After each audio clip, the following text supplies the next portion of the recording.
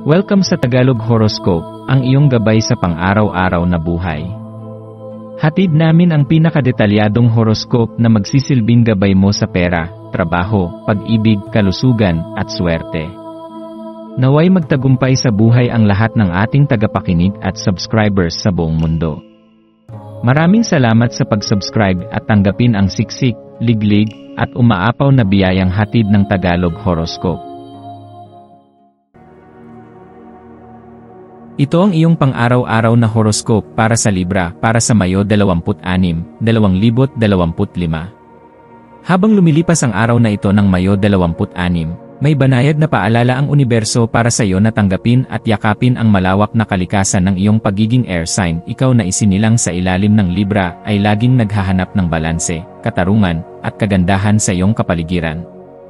Ngunit ngayong araw, hinihikayat kang lumingon sa iyong damdamin at pag-isipan kung ano ang mga bagay na maaaring makasakit o makaapekto sa iyo ng malalim. Sa paggawa nito, mas mauunawaan mo ang iyong mga limitasyon at ang mga sensitibong aspeto ng iyong pagkatao. Ang ganitong pagninilay ay hindi lamang nakakatulong sa iyo upang mas maging matatag sa emosyon, kundi nagbibigay daan din upang mapanatili mo ang kapayapaan sa iyong mga ugnayan. Kung may mga pagkakataon kang nakaramdam ng hindi pagkakaunawaan o pagiging labis na kritikal sa isang sitwasyon, ito na ang sandaling iyong kailangan upang pag-isipan kung bakit ganito ang naging reaksyon mo. Ano ang pinagmulan ng iyong naramdaman? Ano ang mga salik sa iyong nakaraan na maaaring nakaimpluwensya sa iyong pananaw ngayon? Sa pamamagitan ng masusing pagninilay, matututunan mong gamitin ang iyong kaalaman sa sarili upang makapaghatid ng pagkakaunawaan, hindi lamang para sa iyong kapakanan, kundi pati na rin sa mga taong nasa paligid mo.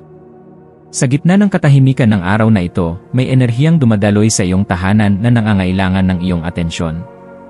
Isa itong malalim na panawagan upang linisin, ayusin, at muling bigyan ng saysay ang iyong espasyo. Hindi lamang ito pisikal na paglilinis, kundi isang simbolikong hakbang upang linisin ang iyong isipan at damdamin mula sa mga naipong alalahanin at mabibigat na enerhiya. Kapag pinili mong tugunan ito, hindi mo lang isasaayos ang paligid mo kundi pati na rin ang iyong panloob na mundo. Sa bawat pagwalis ng alikabok, sa bawat pagtatapon ng hindi na kailangan, unti-unti mong binubuksan ang pinto sa bagong enerhiya at panibagong simula. Habang naglilinis ka, maaari mong gawing mas makabuluhan ang karanasang ito. Magpatugtog ng musika na nagpapasaya sa iyong puso. Gumamit ng mga pabangong nagbibigay ng ginhawa at kapayapaan sa iyong diwa. Ialay ang bawat kilos ng paglilinis bilang simbolo ng pagpapalaya sa mga lumang takot, sakit, at pag-aalinlangan. Ito ay araw ng paglilinis, hindi lamang sa bahay kundi sa kaluluwa. Sa pagbabagong ito, mararamdaman mong gumagaan ang iyong pakiramdam, tila ba inaalis ng kalikasan ang bigat na iyong pasan.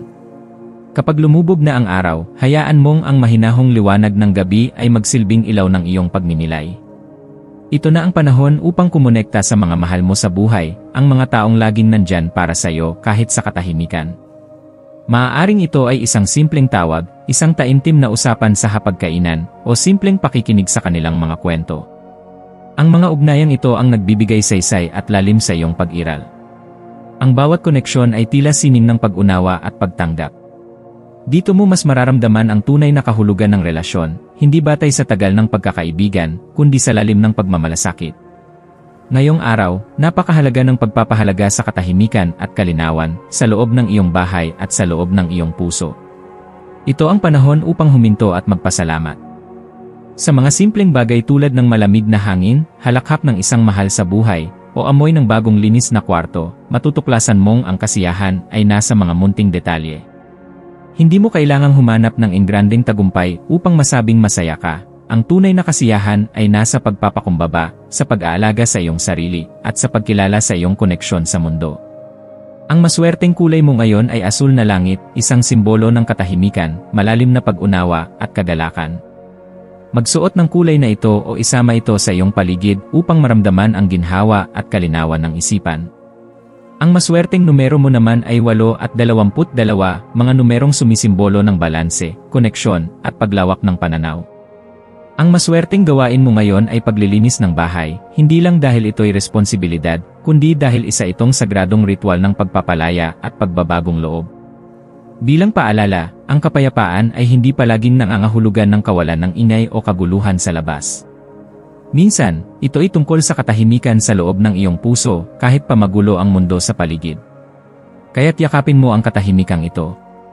Gumawa ka ng espasyo para sa paghinga, sa pagninilay, at sa pag-alala kung ano ang tunay na mahalaga sa iyo. Ang bawat araw ay isang biyaya, isang pagkakataong muli mong ipahayag kung sino ka at kung ano ang iyong pinaniniwalaan. Sa pagtatapos ng araw na ito, hayaang manatili sa puso mo ang mga natutunan mo, ang kahalagahan ng paglilinis, ng pakikinig, ng pagkilala sa sariling damdamin, at higit sa lahat, ng koneksyon sa iba. Hayaan mong ang araw na ito ay magsilbing paalala na ang kagandahan ng buhay ay nasa mga detalye, ang kalinisan ng tahanan, ang lambing ng mga salita, at ang katahimikan ng isang pusong may kapayapaan.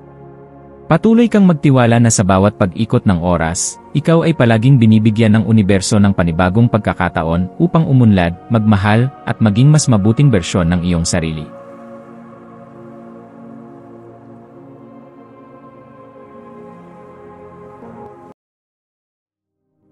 Tayo ay magkaroon ng kaunting sandali upang ipagdasal ang lahat ng mga dalangin ng ating mga subscribers, na sana'y matamo nila ang kanilang mga pinapangarap sa buhay, magandang trabaho, mabuting kalusugan, payapa at masayang pamumuhay, at siksik, liglig at umaapaw na biyaya at kayamanan.